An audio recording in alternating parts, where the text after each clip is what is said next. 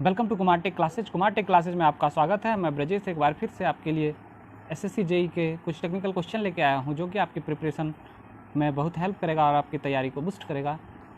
और आप हमारे क्लास के पीडीएफ को हमारे Telegram group Kumar tech classes में जाके प्राप्त कर सकते हैं। टेलीग्राम का लिंक मैं इस डिस्क्रिप्शन में दे दूँगा। ठीक है, चलते हैं हम पहले क्वेश्चन के लिए। ठीक है, पहले क्वेश्चन से पहले हम ये बात कह देते हैं कि आप हमारे चैनल को लाइक शेयर सब्सक्राइब ज़रूर करें और हमारे चैनल के साथ बने रहें इसी तरह के क्वेश्चन पाने के लिए। ठीक है, चलते हैं हम पहले क्वेश्चन के लिए।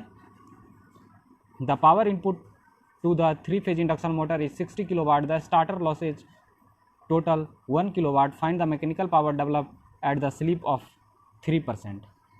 इस क्वेश्चन में हम देखते हैं कि पावर इनपुट जो दिया हुआ है हमको 60 किलोवाट पावर इनपुट दिया हुआ है और हमको स्टार्टर लॉसेज दिया हुआ 1 किलोवाट और स्लिप इसमें दिया हुआ है 3% इसमें स्लिप दिया हुआ है। ठीक है, अब हमको क्या निकालना है, मैकेनिकल पावर डेवलप निकालना है। तो मैकेनिकल पावर डेवलप तो इंडक्शन मोटर में होता क्या है, इंडक्शन मोटर का हम जैसे थोड़ा सा देख लेते हैं इसके बारे में। तो इंडक्शन मोटर में होता क्या है, जैसे ये मेरा क्या हुआ, इनपुट पावर अप्लाई किए, ये मेरा स्टार्टर हुआ। ठीक है, ये स्टार्टर हो गया और अंदर वाला जो पार्ट हो वो रोटर हो गया। ठीक है, अंदर वाला पार्ट रोटर हो गया। ठीक है, अंदर वाला पार्ट रोटर है, इसके साथ ये पुली कनेक्ट है, जो कि पुली ये जो क्या हुआ, मैकेनिकल आउटपुट दिया। ठीक है, तब इसमें हम देख लेते हैं जो इनपुट दिया हुआ है 16 किलोवाट दिया हुआ है, 60 किलोवाट दिया हुआ है। ठीक है, अब स्टार्टर लॉस ये बीच में जो है,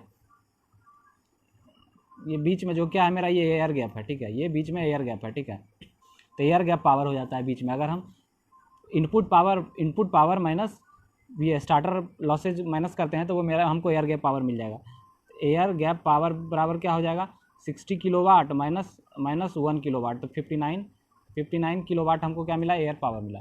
ठीक है, एयर पावर इतना मिला। एयर पावर मिलने के बाद हम अब इसको क्या करते हैं, अब हमको निकालना है कि ये रोटर लॉस कितना हुआ। रोटर लॉस निकाला, उसमें से एयर पावर में रोटर लॉस माइनस करेंगे तब हमको मैकेनिकल पावर मिलेगा। ठीक है, तो रोटर लॉस फाइंड करने के लिए क्या करना होगा, रोटर लॉस फाइंड करने के लिए हमको करना होगा कि एयर पावर के साथ ये स्लिप मल्टीप्लाई कर देंगे तो हमको रोटर लॉस मिल जाएगा। एयर पावर कितना है, 59 किलोवाट, तो इसके साथ 0.03 स्लिप अगर हम मल्टीप्लाई कर दिए तो ये आ जाएगा मेरा 1.77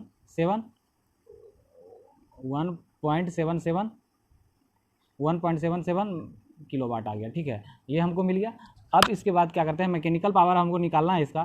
तो mechanical power air gap power कितना हुआ, एयर गैप पावर हो गया हमको 59 माइनस 1.77 हो गया, तो कितना हो गया, तो ये हमको कितना मिल गया, ये मिल गया 57.23 किलोवाट। ये हमको इसका आउटपुट मिल गया। ठीक है, मैकेनिकल पावर आउटपुट, ये मेरा मैकेनिकल पावर आउटपुट। ठीक, चलते हैं हम अगले क्वेश्चन के लिए। ठीक है, current in coil undergoing commutation is not able to get reversed completely by the end of commutation period, it is due to. अब इसमें देख लेते हैं कि करंट ऑफ कॉइल अगर कोई कम्यूटेशन नहीं हो पाता है तो get reverse completely end of commutation period के अंदर वो मेरा फुल्ली कम्यूटेटेड नहीं हो पाता है। ये होता है जो कि नॉन आइडियल के केस के लिए है। ठीक है, नॉन आइडियल के केस के लिए। अगर आइडियल केस रहेगा तो आइडियल केस के कारण वो क्या हो जाएगा, कम्यूटेशन हो जाएगा। ठीक है, कम्यूटेशन, लेकिन आइडियल केस तो पॉसिबल है नहीं। तो रिवर्स नहीं होने के कारण क्या होता है, हमको उस कारण से जो स्पार्क डेवलप होता है। ठीक है, स्पार्क डेवलप होता है, जैसे मेरा ये रोटर से ब्रश कलेक्ट करता है, उस हिसाब से रोटर से कम्यूटेटर से कलेक्ट करता है, तो उसी हिसाब से वो कम्यूटेशन होता है। ठीक है, इसका डिटेल्स कम्यूटेशन के चैप्टर में आप देख सकते हैं। ठीक है, तो वो जो स्पार्क डेवलप होगा वही कहलाएगा। तो वो स्पार्क क्या कहलाएगा, इसमें स्पार्क तो ऑप्शन है नहीं। तो स्पार्क जो डेवलप होता है वो वोल्टेज के टर्म में डेवलप होता है। ठीक है, तो वो क्या हो जाएगा, इसके अंदर हो जाएगा इसका reactance voltage induced in the coil, जो होगा रिएक्टेंस वोल्टेज डेवलप हो जाएगा उस सबसे कॉइल के अंदर। ठीक है, तो ऑप्शन सी इसके लिए सही हो जाएगा। ठीक है, चलते हैं हम अगले क्वेश्चन के लिए। A power system has the maximum load of 15 megawatt, annual load factor is 50%, reverse capacity of the plant क्या होगा, reserve capacity of the plant if the plant capacity factor is 40%। अब हम इसको देख लेते हैं थोड़ा सा कि हमको मैक्सिमम लोड दिया हुआ है 50। लोड फैक्टर क्या होता है, लोड फैक्टर होता है मेरा एवरेज लोड बटे मैक्सिमम डिमांड लिख सकते हैं, मैक्सिमम डिमांड हो सकता है। ठीक है, मैक्सिमम डिमांड, ठीक है। और हमको कैपेसिटी फैक्टर क्या होता है, कैपेसिटी फैक्टर लिख सकते हैं एवरेज लोड बटे प्लांट कैपेसिटी, ठीक है, प्लांट कैपेसिटी हो जाएगा। तब हम इसको क्या करेंगे, हम इसको फाइंड करते हैं पहले क्या, मैक्सिमम लोड दिया हुआ है, मैक्सिमम लोड फाइंड करते हैं तो हमको निकालना है एवरेज लोड निकालना है, ठीक है। पहले हम एवरेज लोड निकालते हैं, एवरेज लोड निकालने के लिए हमको क्या, मैक्सिमम लोड दिया हुआ है, मैक्सिमम लोड दिया हुआ है तो हम क्या करेंगे, maximum load into load factor भी दिया हुआ है हमको, maximum load into load factor करेंगे तो क्या हो जाएगा, मैक्सिमम लोड 15 है और लोड फैक्टर मेरा कितना है 0.5, मतलब 50% है 0.5 हो जाएगा, 7.5 हो गया, ठीक है। अब हमको क्या निकालना है, ये एवरेज निकल गया, इसका हम कैपेसिटी फैक्टर से हम प्लांट कैपेसिटी निकाल सकते हैं। तो प्लांट कैपेसिटी निकालने के लिए हम क्या करेंगे, इसको कैपेसिटी फैक्टर जो दिया हुआ है 0.4 दिया हुआ है, ठीक है, कैपेसिटी फैक्टर 0.4 दिया हुआ है, तो हम इसको क्या करेंगे, प्लांट कैपेसिटी निकालने के लिए, तो ये इसके साथ क्या हो जाएगा, प्लांट कैपेसिटी मतलब एवरेज लोड बटे कैपेसिटी फैक्टर, एवरेज लोड बटे कैपेसिटी फैक्टर मतलब 7.5 बटे कैपेसिटी फैक्टर कितना होगा 0.4। तब इसको जब हम सॉल्व करेंगे तो ये मेरा आ जाएगा 18.75 मेगावाट हो जाएगा, ठीक है। जब ये आ गया तो ये इतना आ गया, ठीक है। अब हमको रिजर्व कैपेसिटी प्राप्त करना है, तो मतलब प्लांट कैपेसिटी इतना है, मैक्सिमम प्लांट कैपेसिटी इतना है, और क्या मैक्सिमम लोड कितना है 15 मेगावाट, 15 मेगावाट है, तो हम 18.75 में से 15 का अगर घटा देंगे तो हमको रिजर्व कैपेसिटी बचता है मेरे पास, ठीक है। तो वो कितना होगा 3.75, तो ये 3.75 मेगावाट हो जाएगा, 3.75 मेगावाट, 3.75 मेगावाट, ठीक है। चलिए इसका शॉर्ट फॉर्म एक देख लेते हैं, शॉर्ट ट्रिक देख लेते हैं, इसको कैसे सॉल्व किया जाएगा। शॉर्ट ट्रिक है सॉल्व करने के लिए, डायरेक्ट हमको रिजर्व कैपेसिटी पता करना है, रिजर्व कैपेसिटी प्राप्त करना है, तो हम क्या करेंगे, इसमें करेंगे हम लोड फैक्टर बटा capacity factor -1 into maximum load कितना है 15, तो ये कितना आ जाएगा मेरा, लोड फैक्टर 50% है, 50 और 40 -1 तो ये कितना होगा, इन गुने 15, तो ये कितना होगा 5/4, तो 1/4 हो गया, 1/4 इंटू 15, तो ये मेरा कितना आ गया 3.75 मेगावाट, 3.75 मेगावाट। ये डायरेक्ट इसको सॉल्व कर सकते हैं, ठीक है। चलते हैं हम अगले क्वेश्चन के लिए। इन ए 3 band colour code resistor what does the 6 band represent, ठीक है। इसमें हम देख लेते हैं इस क्वेश्चन में क्या रिप्रेजेंट करेगा मेरा 6 बैंड, ठीक। तो इसमें है क्या, temperature coefficient, multiplier, tolerance, none of these, ये जो नोट करेगा वो क्या करेगा, मेरा टेम्परेचर कोफिशिएंट बताएगा, ठीक है, टेम्परेचर कोफिशिएंट। अब हम थोड़ा इसका ग्राफ के थ्रू देख लेते हैं कि इसमें होता एक्चुअली में क्या है, ठीक है। इसको हम देखने के लिए क्या करेंगे, हम पहले एक रेसिस्टर को बनाते हैं, ठीक है, रेसिस्टर का बैंड बनाते हैं, ये मतलब क्या क्या होता है 6 बैंड का बनाते हैं। ये मेरा 2 3 बैंड हुआ, 3 4 5 6 बैंड हुआ, ठीक है। 6 बैंड हुआ, तो 6 बैंड का अगर है तो वो पहले 3 बैंड में हमको डिजिट शो करेगा, ठीक है, कितना डिजिट आउटपुट होगा। जैसे मेरा 333 किलो ओम है और टॉलरेंस मेरा कितना होगा 5% अगर टॉलरेंस है तो पहले 3 डिजिट जो है, पहला 3 डिजिट मेरा शो करेगा, वो डिजिट को शो करेगा, और चौथा जो करेगा वो मल्टीप्लायर को शो करेगा, ठीक है, चौथा जो है मल्टीप्लायर को शो करेगा, और पांचवा जो है वो मेरा शो करेगा टॉलरेंस को, ठीक है, और छठा जो शो करेगा वो टेम्परेचर कोफिशिएंट को शो करेगा, ठीक है, टेम्परेचर कोफिशिएंट को, ठीक है। अब ये 6 बैंड का है, ठीक है। अगर 4 बैंड का रहता है, मतलब 4 बैंड 5 बैंड 6 बैंड 3 तरह का जो रेसिस्टर आता है, ठीक है। तो 4 बैंड का होगा तो पहला 2 बैंड उसका जो है, 4 बैंड का अगर है तो पहला 2 बैंड इसका शो करेगा डिजिट को, पहला 2 बैंड डिजिट को, और तीसरा जो शो करेगा, तीसरा शो मेरा करेगा टॉलरेंस को, सॉरी तीसरा मल्टीप्लायर को शो करेगा, और चौथा जो मेरा शो करेगा वो टॉलरेंस को शो करेगा, ठीक है, चौथा टॉलरेंस को शो करेगा। और पाँचवा के लिए बस सेम रह जाएगा, उसमें छठा से सेम रह जाएगा, उसमें सिर्फ वो टेम्परेचर कोफिशिएंट वाला टर्म नहीं रहेगा, ठीक है। और रेसिस्टर के बारे में मेरा डिटेल PDF जो है मेरे टेलीग्राम ग्रुप से प्राप्त कर सकते हैं, उसमें दिया हुआ है, आप उसमें देख सकते हैं, ठीक है। चलते हैं हम अगले क्वेश्चन के लिए, ठीक है। A Wheatstone bridge cannot be used for precision measurement because error are introduced into an account of the Wheatstone bridge. देखिए, contact resistance of connecting leads and thermoelectric EMF, ठीक है।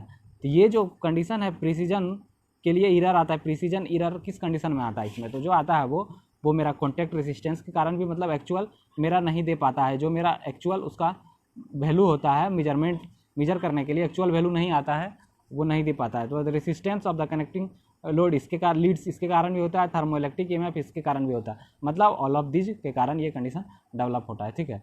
चलते हैं हम अगले क्वेश्चन के लिए। Fluid friction damping is used in.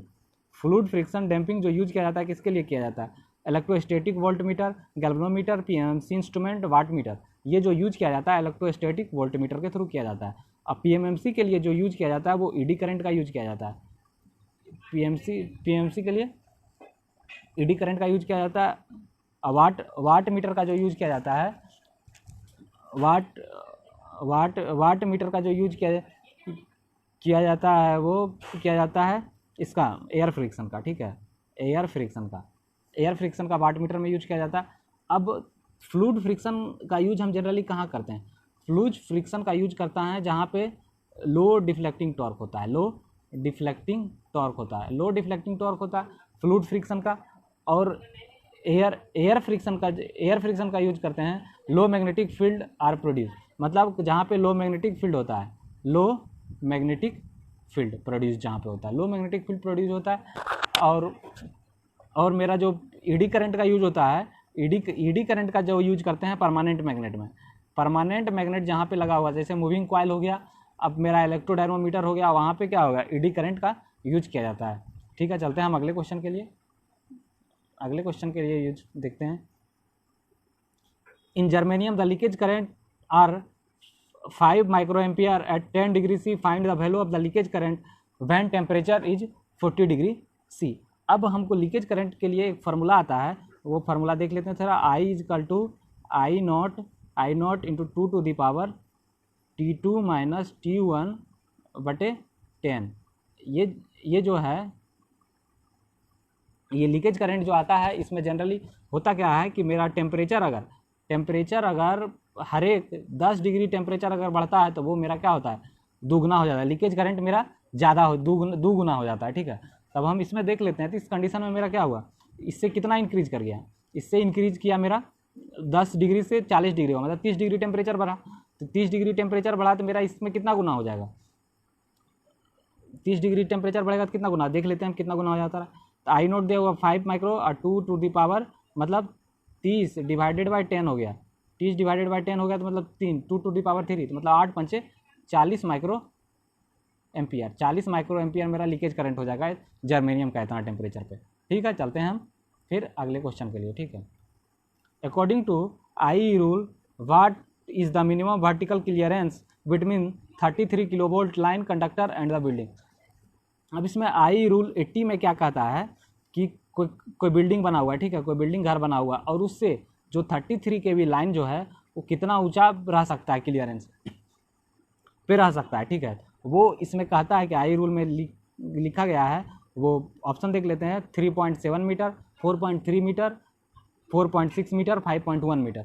ये जो मिनिमम क्लियरेंस है वो होता है 3.7 मीटर 33 किलोवोल्ट के लिए, ठीक है। और क्या होता है, जब हम एक्स्ट्रा 33 वोल्ट से ज़्यादा अगर बढ़ते हैं तो मेरा बढ़ेगा 33 किलो वोल्ट से, मतलब इसके बाद हर एक 33 किलो वोल्ट पे जो वैल्यू इसका बढ़ेगा 0.3 मीटर बढ़ते जाएगा, ठीक है। अब 66 किलो वोल्ट अगर लेते हैं, 66 किलो वोल्ट अगर लेते हैं तो मेरा कितना हो जाएगा? 0.38 हो जाएगा। तो मेरा 4 मीटर क्लियरेंस चाहिए इसमें, ठीक है। तो उसी हिसाब से वो हर एक 33 किलो वोल्ट पे आगे बढ़ते जाएगा, ठीक है, 0.3 का। चलते हैं हम अगले क्वेश्चन के लिए, ठीक है। The steam power plant efficiency can be improved by the using large quantity of water, burning large quantity of coil, using the pressure coil and high temperature stream, decreasing the load on the plant. ये जो होता है use high pressure and high temperature stream, high pressure और high temperature stream का use करेंगे तो मेरा क्या होगा, प्लांट इफिशियंसी जो हो जाएगा मेरा इंप्रूव कर जाएगा। प्लांट इफिशियंसी कैसे इंप्रूव कर जाएगा,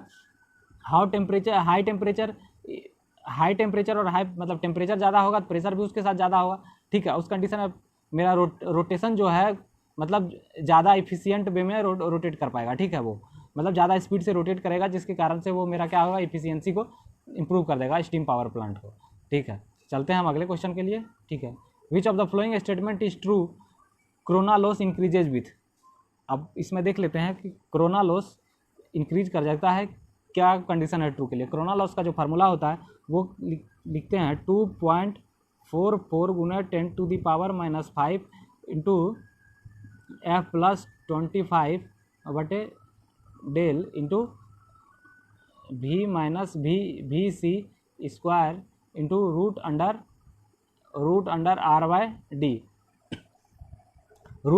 R/D। तब इस कंडीशन में कोरोना लॉस मेरा कब बढ़ेगा, जब फ्रीक्वेंसी बढ़ेगा और ये मेरा क्या होगा, V जो वोल्टेज है मेरा फेज वोल्टेज है और VC जो है मेरा डिसरप्टिव वोल्टेज है।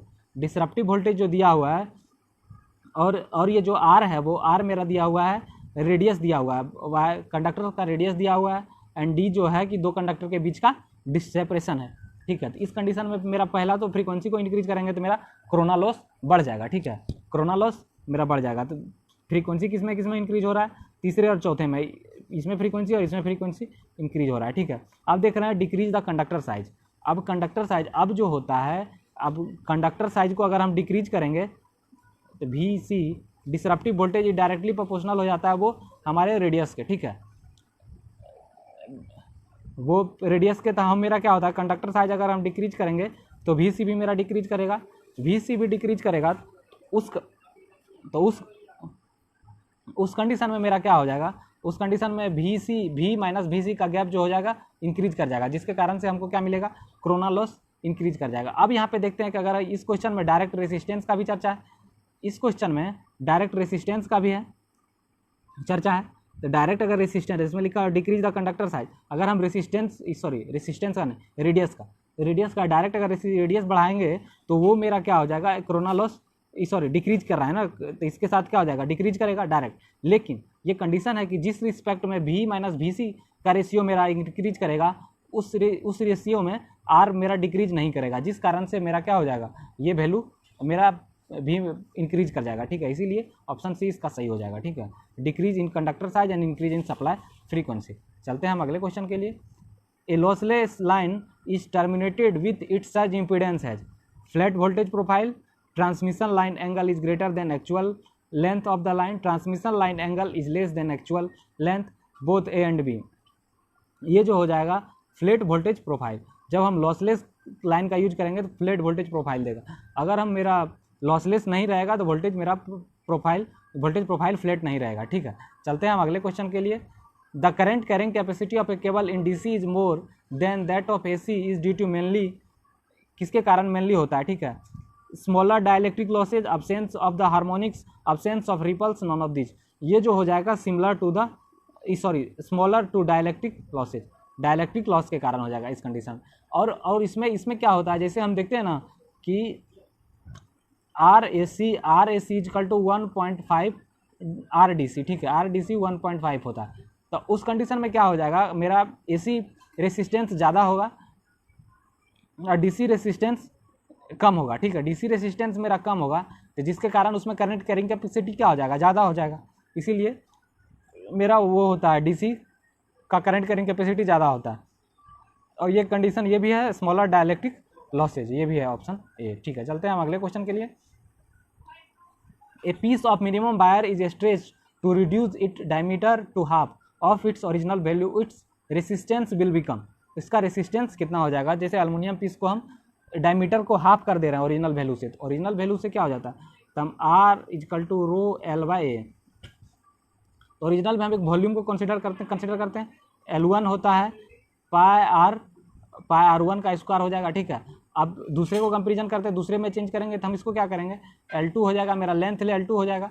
अगर हम इसको स्ट्रेच करेंगे तो उसका क्या हो जाएगा, हाफ उसका क्या हो जाएगा, डायमीटर घटेगा, तो डायमीटर घटेगा तो मेरा रेडियस भी आधा हो जाएगा, तो रेडियस आधा हो जाएगा तो कितना हो जाएगा, R2 का स्क्वायर बटे 4 हो जाएगा, ठीक है। तब R1 R2 मेरा इक्विवेलेंट है क्योंकि R चेंज कर रहा है, ठीक है, तो ये R1 ही रहेगा, ठीक है। ये कैंसिल हो जाएगा, ये भी पाई पाई कैंसिल हो जाएगा। L2 इजकल टू कितना हो जाएगा, L2 इजकल टू L1 मतलब 4L1 हो जाएगा, ठीक है। तो हम R2 फाइंड करेंगे तो R2 मेरा कितना हो जाएगा रो, अब L1 है मतलब क्या L1 और A1 है, ठीक है। तो इसके टर्म में क्या लगेंगे 4L1 बटे एरिया कितना हो जाएगा, एरिया मेरा 1/4 हो जाएगा, एरिया भी 1/4 हो जाएगा तो कितना हो जाएगा 16 टाइम मेरा रेसिस्टेंस क्या हो जाएगा, बढ़ जाएगा, 16 टाइम मेरा रेसिस्टेंस बढ़ जाएगा, ठीक है। चलते हैं हम अगले क्वेश्चन के लिए। अब the resistivity of the material is 2 × 10⁻⁸ ohm. What will be the resistance of the hollow pipe of material of length 1 meter and having inner and outer radius इतना दिया हुआ है 10 सेंटीमीटर 20 सेंटीमीटर। अब इसको हम क्या करेंगे, इसके रेडियस को निकालने के लिए हम क्या करेंगे, rho Y 2 pi L L N इसमें डी वाई आर कर देते हैं, ठीक है। बाहर वाले को डी, बाहर वाले जो रेडियस है उसको डी कर देते हैं और इनर रेडियस जो है उसको आर कर देते हैं, ठीक है। अब इसको सॉल्व करेंगे तो 2 × 10⁻⁸ इंटू 2 पाई इंटू एल जो है 1 मीटर दिया हुआ है, एन 1 मीटर दिया हुआ है, तो ये मेरा 20/10 कर देंगे, 20/10 कर देंगे तो ये जो आ जाएगा मेरा, ये जो टोटल सॉल्व करने पे आ जाएगा 2.2 × 10⁻⁹ आता है, ठीक है, 10⁻⁹ आ जाएगा, ठीक है। इतना आ जाएगा, तो ये मेरा कोई ऑप्शन मैच नहीं कर रहा है, लेकिन यहाँ पे जो अगर इसको हम मैच कराएंगे तो 10⁻7 के जगह पर 10 कितना आ जाएगा 9 आ जाएगा, ठीक है, 10⁻9 आ जाएगा 7 के जगह पे, ठीक है। चलते हैं हम अगले क्वेश्चन के लिए। अगले क्वेश्चन के लिए the dynamic braking is very effective if the DC motor is, dynamic braking मेरा कब इफेक्टिव होगा, डीसी कौन सा डीसी मोटर के लिए, ठीक है। Is series excited, is shunt excited, is separately excited, has cumulative compound excitation, ये जो कंडीशन होगा वो सेपरेटली एक्साइटेड के लिए काम करेगा डायनेमिक ब्रेकिंग। अब डायनेमिक ब्रेकिंग क्या होता है, डायनेमिक ब्रेकिंग होता क्या है कि इसमें अगर मेरा मोटर चल रहा है, मोटर का स्पीड अगर जो एक्चुअल स्पीड है उसका हाई हो जाता है, मतलब क्या हो जाता है, हाई हो जाता है, जो एक्चुअल स्पीड से हाई हो जाता है तो वो उसको वो जनरेटर मोड में चला जाता है, जनरेटर मोड में चल जाएगा मतलब आउटपुट सप्लाई देने लगता है, तो उसको हम डायनेमिक में क्या करते हैं, मतलब सप्लाई लाइन को खोल के हम रेसिस्टेंस को कनेक्ट कर देते हैं, ठीक है, रेसिस्टेंस को कनेक्ट कर देते हैं, ठीक है। तो ये हो जाता है मेरा डायनेमिक ब्रेकिंग का काम करने लगता है, जिसके कारण ये सप्लाई इसके साथ शॉर्ट सर्किट होने लगा, इसी के साथ डिसिपेट होने लगता है रेसिस्टेंस के साथ, जिसके कारण ये क्या होता है, ये जनरेटिंग मोड में काम नहीं कर पाता है, फिर मोटर की तरह ही बिहेव करने लगता है, ठीक है, जिसके कारण ये डायनेमिक ब्रेकिंग को रियोस्टेटिक ब्रेकिंग भी कहा जाता है, ठीक है, रियोस्टेटिक ब्रेकिंग भी कहा जाता है, ठीक है। चलते हैं हम अगले क्वेश्चन के लिए। अगले क्वेश्चन के लिए चलते हैं, the schedule speed of the train is, schedule speed, train का शेड्यूल स्पीड क्या होता है, ठीक है, schedule speed of train is always greater than average speed, always less than the average speed, equal to maximum speed and equal to average speed. पहले हम देख लेते हैं कि शेड्यूल एवरेज स्पीड क्या होता है, ठीक है। एवरेज स्पीड जो होता है मेरा 2 ठो डिस्टेंस है, ठीक है, डिस्टेंस है यहाँ से यहाँ जाने में 2 स्टॉप के बीच जाने में जितना टाइम मतलब क्या, जितना डिस्टेंस है डी डिस्टेंस है और जितना टाइम लगा वो मेरा एवरेज हुआ, ठीक है, वो मेरा एवरेज हुआ, ठीक है। और मेरा क्या होता है शेड्यूल स्पीड जो होता है, तो मतलब डिस्टेंस है, डिस्टेंस और वो जितना टाइम लगा जाने में और प्लस जितना देर वो रुका, ठीक है, बीच में स्टॉपेज लिया, वो भी मेरा शेड्यूल स्पीड में ऐड हो जाएगा। तो मेरा जो टाइम आता है, ये जितना देर के लिए रुका वो टाइम एक्स्ट्रा ऐड हो जाने के कारण वो मेरा क्या हो जाता है, शेड्यूल स्पीड जो मेरा हो जाता है कम हो जाता है एवरेज स्पीड से, ठीक। तो ये कंडीशन क्या हो जाएगा, the schedule speed of the train is always less then average speed, ठीक है। तो इसका ऑप्शन हो जाएगा बी, ठीक है। चलते हैं हम अगले क्वेश्चन के लिए। The main drawback of resistance building are, resistance building का मेन ड्रॉबैक क्या है, ठीक है, high initial as well maintenance cost, difficult shape and section cannot build and only similar metals can be build, parent metal is affected. तो इसका जो हो जाएगा, इसका हो जाएगा high initial cost, high initial as well as maintenance cost, ठीक है, high initial as maintenance cost जो इसका होता है वो हाई होता है, और इसमें जो होता है कि ये हायर थिकनेस मटेरियल को वेल्ड सही से नहीं कर पाता। हायर थिकनेस मटेरियल को वेल्ड करने के लिए हमको हाई करंट चाहिए, ठीक है, हाई करंट इसमें चाहिए, ये इसका क्या होता है, ड्रॉबैक होता है। ठीक है, चलते हैं हम अगले क्वेश्चन के लिए। In case of frosted GLS lamp, frosting of cell is done by, frosting of cell is done by क्या होता है, acid etching, ammonia, ozone, salt water. ये जो होता है फॉरेस्टिंग इज किसके द्वारा किया जाता है, एसिड इचिंग के द्वारा। आप देख लेते हैं कि फॉरेस्टिंग मेरा क्या होता है। फॉरेस्टिंग जो होता है, कोई बल्ब है, ठीक है, कोई बल्ब है, लाइट सोर्स है, उसके ऊपर एक परत चढ़ाया है, शीशा का जो परत होता है लिड का, ठीक है, वो इस तरह से होता है, ट्रांसलूसेंट होता है, ट्रांसलूसेंट।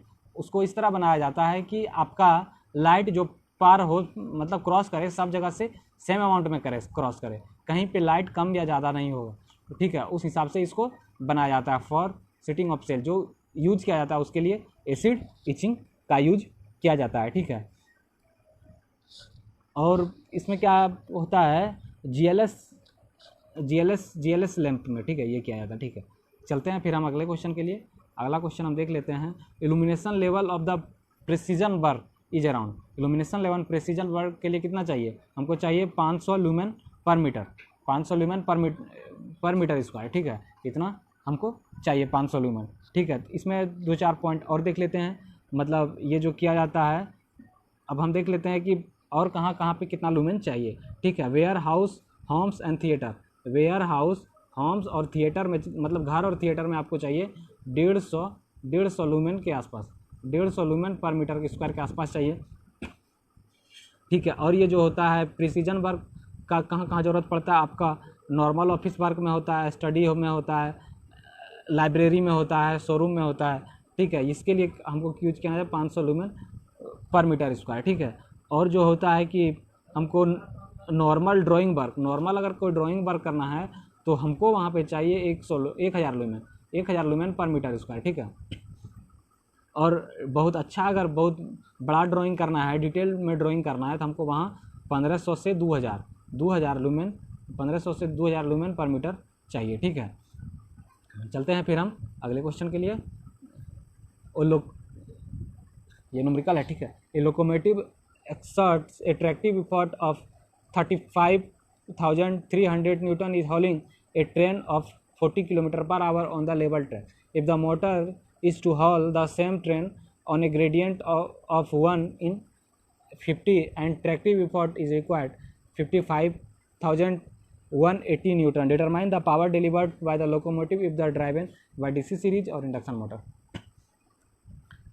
हम इसको निकालने के लिए क्या करेंगे कि हॉर्स पावर आउटपुट इसके थ्रू कितना हो रहा है, ठीक है। जब हम ये ट्रैक्टिव इफर्ट इतना है तो हम क्या करेंगे, तो हॉर्स पावर आउटपुट के लिए इस जो फार्मूला होता है FT दिया हुआ है, tractive effort into velocity into जो मेरा किलोवाट में आएगा, तो वो 1000 इंटू आवर हो जाएगा, 3600 इंटू कितना हो जाएगा हॉर्स पावर में, ये करना होगा, ठीक है। जब हम FT का वैल्यू 35,300 इतना रखेंगे तो मेरा जो वैल्यू आ जाएगा, इसको सॉल्व करने पे आ जाएगा मेरा 6.3992 हॉर्स पावर आ जाएगा, ठीक है। ये मेरा इतना आ जाएगा। अब हॉर्स पावर जो होता है डायरेक्टली प्रोपोर्शनल टू होता है ट्रैक्टिव इफर्ट। तब हम इसका हॉर्स पावर हम दूसरे का फाइंड करेंगे, दूसरे का अगर हम फाइंड करेंगे हॉर्स पावर, तो इसके लिए क्या करेंगे ट्रैक्टिव इफर्ट के, तो ये मेरा हम 55 पे डिवाइड करेंगे, 55 180 बटे ये 35,300 गुने 3639.92 हॉर्स पावर। जब ये सॉल्व करेंगे तो ये मेरा 1000 हॉर्स पावर आएगा, 1000 हॉर्स पावर आएगा। लेकिन हमको हॉर्स पावर में फाइंड नहीं करना है, इसको हम किलोवाट में फाइंड करना है। जिसको किलोवाट में कन्वर्ट करेंगे 735.7 किलोवाट हो जाएगा, 735.7 किलोवाट, जो कि ये मेरा आंसर हो जाएगा। ये मेरा आज का लास्ट क्वेश्चन था, ठीक है। इसी तरह से हमारे चैनल पे बने रहें और हमारे चैनल को लाइक शेयर सब्सक्राइब ज़रूर करें, ठीक है। फिर मिलेंगे हम अगले क्लास में, ठीक है।